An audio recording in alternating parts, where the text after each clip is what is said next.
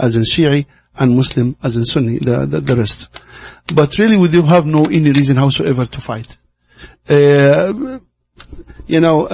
So this is conflict already been supported by other. To kill non-Muslim, and I'm telling you this big lie, because huge lie. What's happened?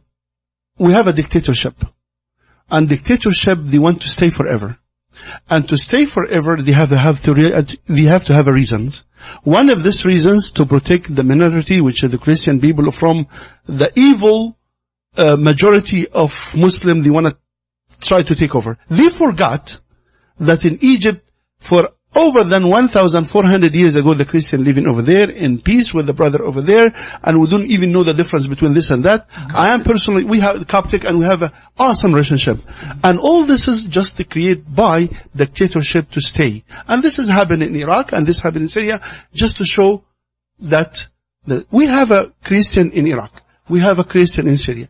If really we force the people to, let's say we kill the non-believer or non-Muslim in our country, let me tell you this. Verse in the Quran is shaken verses. You know what this verse he said?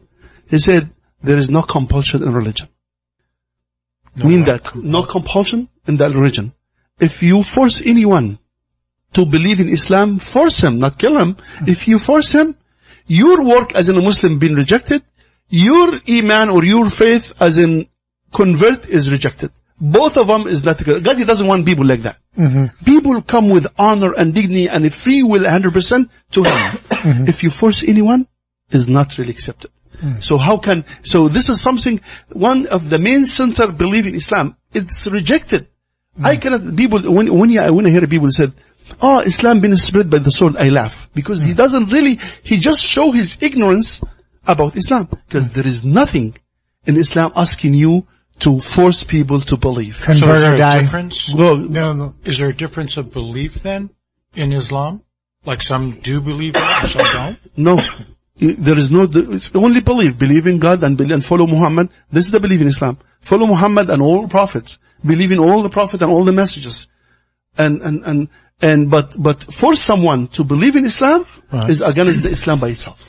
I guess what he's saying too is that, most of the stuff that you see is just a small percentage of, what would you say, like how many billion? Well, like a small little cent. Yeah. Like but let me tell you this, still we have, don't get me wrong, we still have a fanatic people, yes, we do. And people, we have a bad sheep, black sheep, we have it. Everybody does. Yeah, we have it. And let me tell you this, other people have more than us.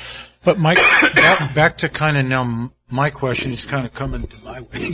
Yeah, I want to go back to about Muhammad regarding the hadith and his life and the records of his life. I believe that's what the hadith is. Was he a man of peace? Okay, good. Well, the Quran indicates that. And he said, O Muhammad, we sent you to all mankind, not but peace, but messenger of peace. In the Quran. And mercy for all mankind. This is the Quran announced that Muhammad, and his message is mercy for all mankind. This one. Second of all, Muhammad, he was a violent. Let me tell you how his violent is.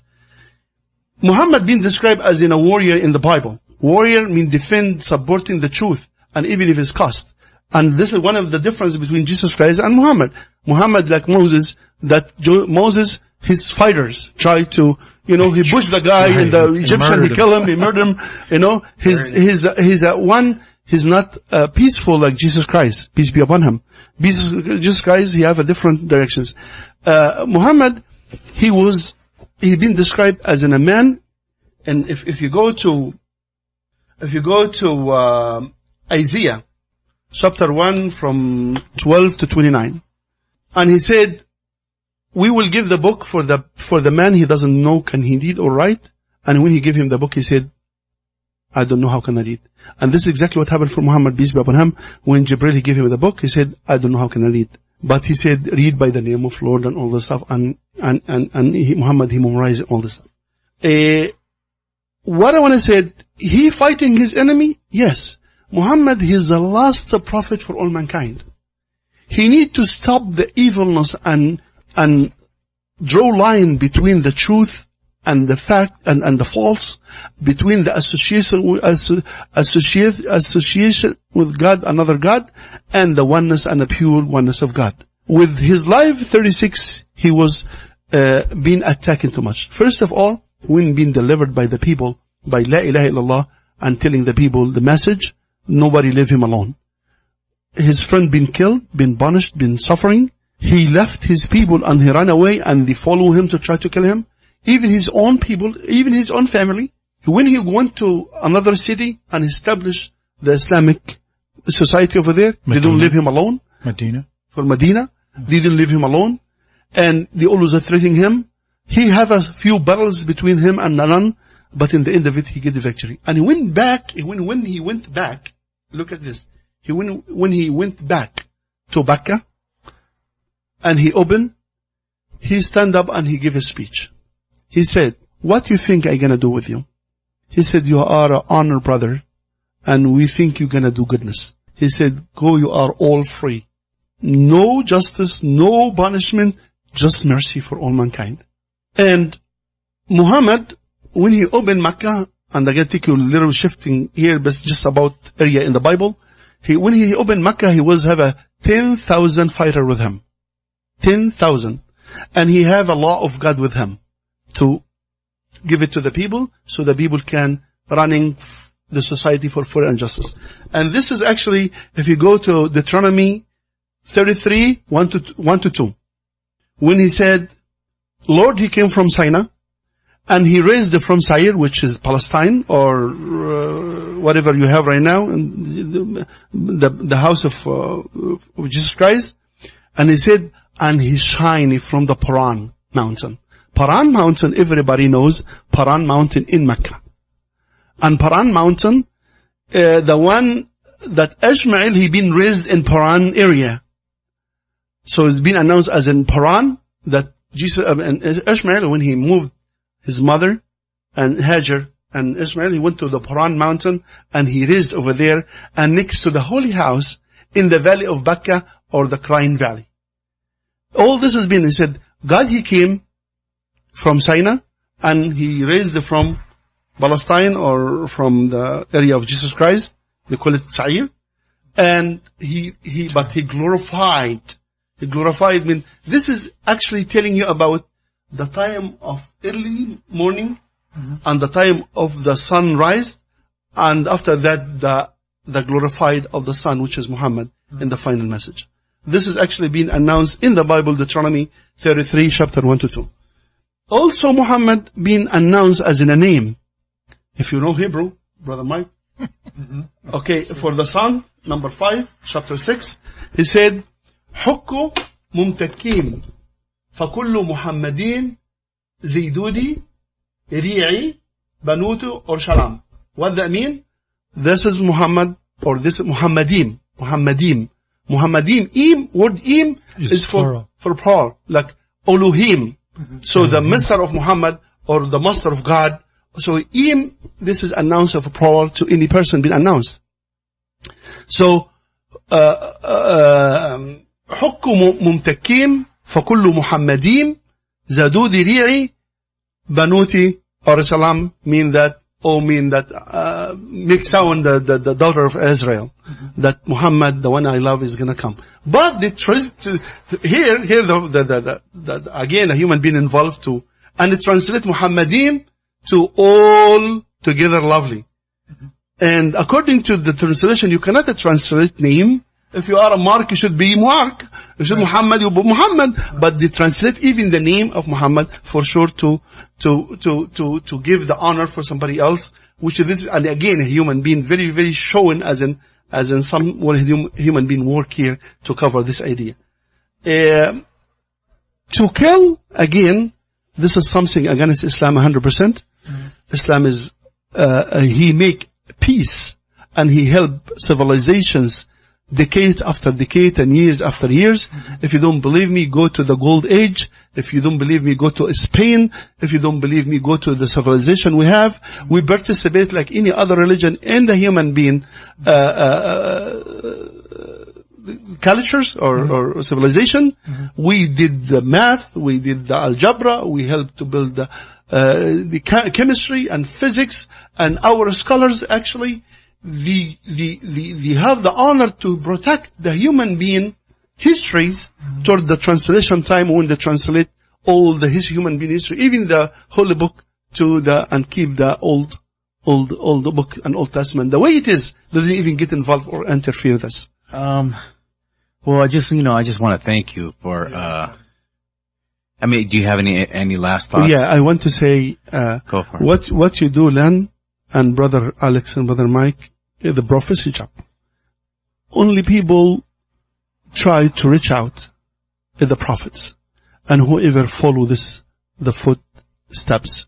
So I'm really from my heart, you allowed me to talk. You shown very honor and dignity of Jesus Christ. I show it in your faith. In your face and in your faith also. So I see the humbleness, how Jesus Christ did awesome job with this great nation of Christianity to teach them the humbleness and the love toward other. They teach you that there is no conceited, there is no ignorance, open mind, open heart. God bless you guys all, and thank you for coming over to reach the community. I love you guys. Believe me, I love you from my heart. Thank you. And always as in a brothers in faith, in faith. I'm sorry, I'm always mixed between these two words. Other than a brother in faith, we're always gonna have a dialogue and talk. Yeah. And as long as they do this, believe me, if we keep knocking in the God's doors, is gonna open for us. It looks like we're gonna have to have a part 2 because there's a lot of questions that I have still. Not funny questions, but we'll talk after. Well, funny questions. Okay, let me just ask you one question then real fast. Serious a little bit. What do you think about the Nation of Islam? Nation of Islam. Yeah, see? There we go. Well, they get like probably 30-40% from Islam, and after that, everything, with all respect for sure, Farrakhan, all this stuff. But we have to understand the time that's this kind of Nation Islam working. There was absolutely no communication between Islamic world and Al-Ija Muhammad in that time. And Ija Muhammad, he thought, he heard some understanding about Nation of Islam, and according to his understanding about the white people, he started put all this is Elijah evilness Muhammad, and all this stuff. But his son, W.D. Muhammad, he came and he correct all that. Malcolm Maxim, he came and correct all of that. Muhammad Ali, he came and correct all that. So actually, Nation of Islam tried to change to the good and to the truth Islam. What about Farrakhan? Farrakhan, I have nothing to say about this guy. I don't even know what is Islam is good or bad. But this is something I have to sit down and I just see his speech sometimes. But I cannot really, in Islam you cannot say somebody he's a Muslim or non-Muslim until you hear and you have evidence really.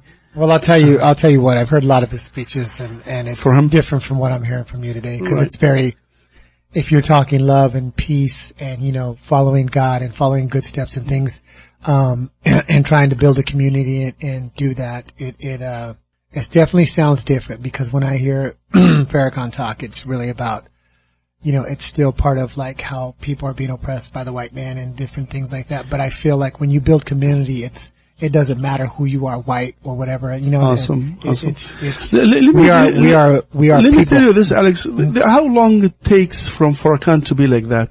So give him the same time to be recover from. If he wants to start covering. So let me tell you this. They are here from 400 years, guys, and they have all kind of oppressions. For sure, this generation is gonna go, and some people for sure they're gonna come normal. They're gonna with no stress, no overtaken or mindset. But anyway, the number go low and low and low. Can we maybe talk about this next time? Yes. I heard you, Tariq, and I've been blessed by your presence and who you are, about like meradim, or I'm not sure how you pronounce that, but I understand that means like plural. Right? When Hebrew language, when you Elohim, like Elohim or cherubim, those are all pluralities, like cherub being one, cherubim being more than one. So I'm looking at the first word in the Bible used for God. It is Elohim.